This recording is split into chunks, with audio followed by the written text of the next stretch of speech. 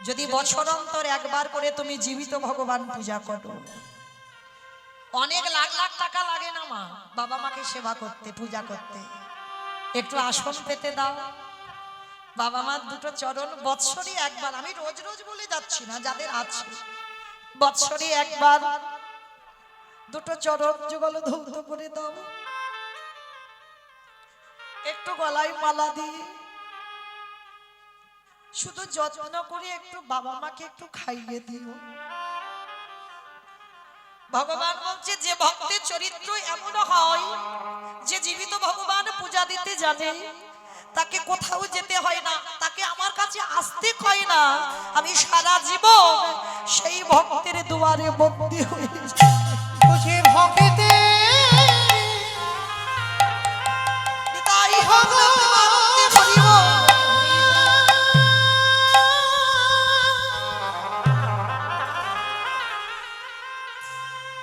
বুঝে ভক্ত ছাড়া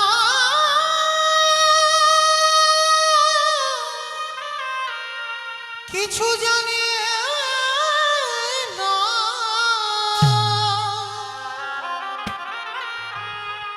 তাই তো যুগে যুগে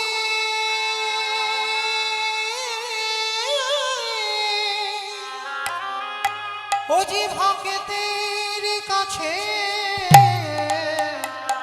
ছুটে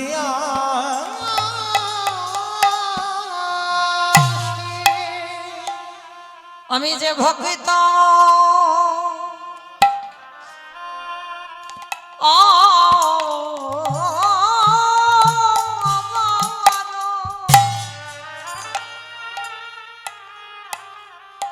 অগবট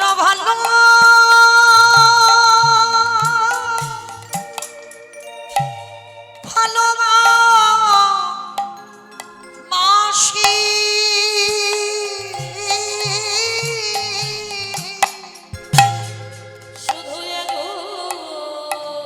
নিতাই গৌর প্রেমানন্দে হরি বল হরি বল হরি বল। প্রতি যুগে যুগে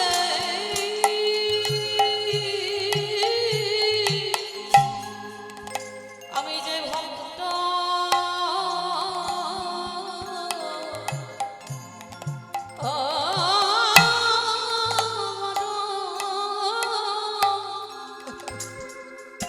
বড় ভালো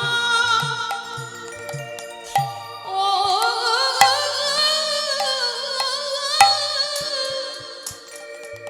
ভালোবাসি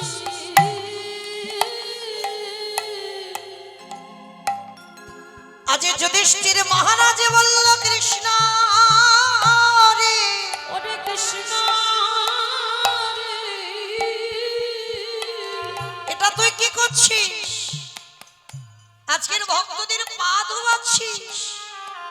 ভগবান শুধু পা ধোয়ানো নয় বাবা, আরো একটা কাজ করেছিল। কি কাজ জানো? যত যত ভক্ত প্রসাদে পেল, ভগবান আমারে প্রসাদের থালাগুলো নর্দমায় ফেলল। ভগবান নিজের খাতিরে ওই উচ্ছিষ্ট প্রসাদের পাত্র নিয়ে ভগবান নর্দমায় ফেলতে যায়। শুধু নর্দমায় ফেলছে না, আরো কি করছে জানো? ওই পাতাতে লেগে আছে ভক্তের উচ্ছিষ্ট। আমারে ভগবান কি করে জানো? ওই ভক্তের এঠো নিয়ে অঙ্গে বগি সে যে ভক্তমান তাই গৌর হরি বল হরি বল হরি বল। সে যে ভক্তমান বড় ভালোবাসে ভক্তের নিয়ে নিজ অঙ্গে যুধিষ্ঠির মহারাজ বলল কৃষ্ণ রে, ওরে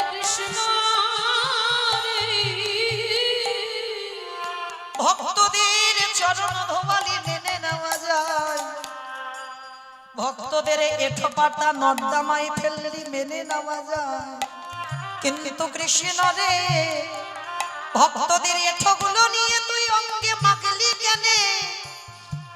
আমার ভগবান মৃদু হেসে বললেন, দাদা গো, এ যে হলো আমার কর্ম ফল গো।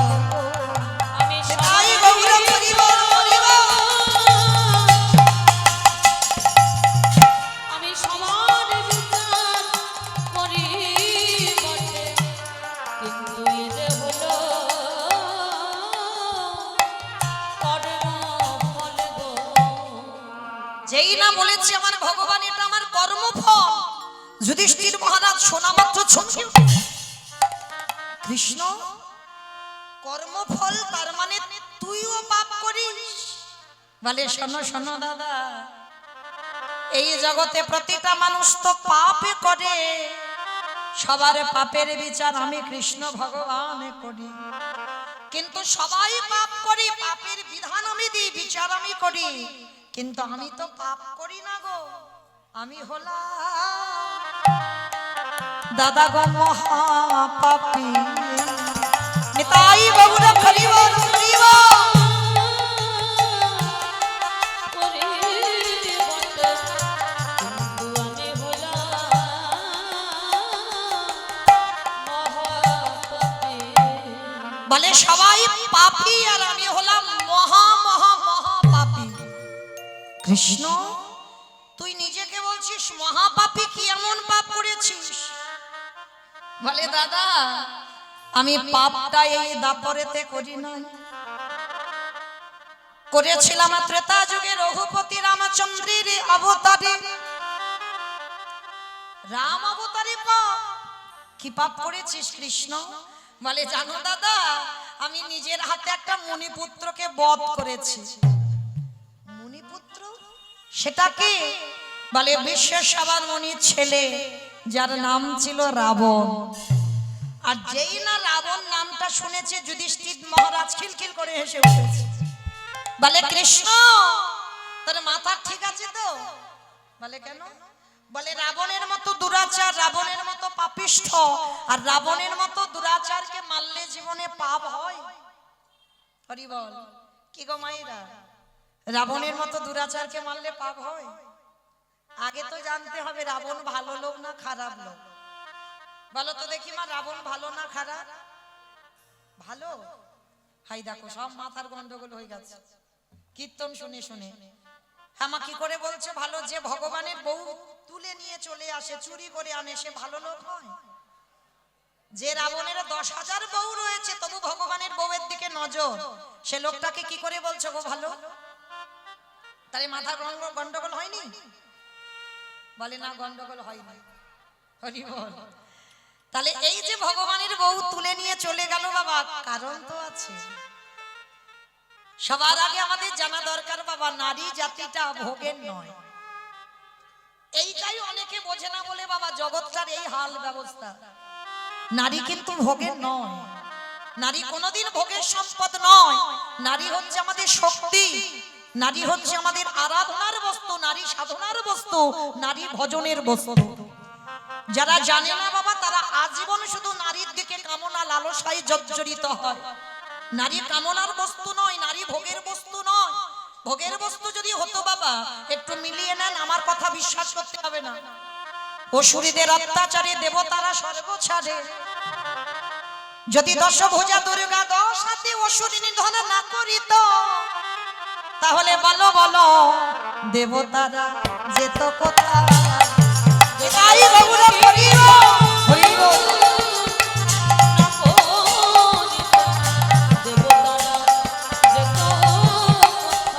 আস্তে মায়েরা নিজেদেরকে দুর্বল মনে করো না, আমরা মা শক্তির অংশভূতা। নারী হচ্ছে শক্তি, রাখলে রাখতে পারে, মারলে মারতে পারে। মিলিয়ে নেন যারা মহালয় দেখেছেন, দেবতাদের তেজ দিয়ে বাবা কোনো পুরুষ সৃষ্টি নয়, নারী সৃষ্টি করেছিল, আর সেই নারী অসুরদের ধ্বংস করেছিল। তাহলে নারী দুর্বল? নারী দুর্বল নয়। আবার লক্ষ্য করেন বাবা, নারী সাধনা নয়। ওই চণ্ডী ঠাকুর রামের চরণ ভজন করে পেয়ে গেল গোবিন্দ চরণ বিল্লমঙ্গল পতিতা নারী বার বনিতা একজন পতিতা চিন্তামণির চরণ সেবা করে পেয়ে গেল গোবিন্দ চরণ জয়দেব গোস্বামী মা পদ্মাবতীর চরণ সেবা করে পেয়ে গেল গোবিন্দ চরণ শ্রী শ্রী রামকৃষ্ণ পরমহংসদেব কলিযুগের কথা বলছি রামকৃষ্ণ পরমহংসদেব মা শারদার চরণ সেবা করল ওই বিবেকানন্দ ভগ্নী নিবেদিতার চরণ সেবা করল তাহলে আপনারাই বলেন বাবা নারী সাধনার নয় নারী ভজনের নয় হ্যাঁ যে যেমন ভাবে নেবে তার কাছে নারী তেমন বস্তু কিন্তু আমি এই হরিবাসরে দাঁড়িয়ে বলে যাই কোনোদিন নারীকে ভোগ্য বস্তু বানিও না নারী জাতিকে সাধনার জায়গায় রেখো আর যে ব্যক্তি নারীকে সাধনার জায়গায় রেখে ভজন করবে তারে অচিরে কৃষ্ণ প্রাপ্তি হবে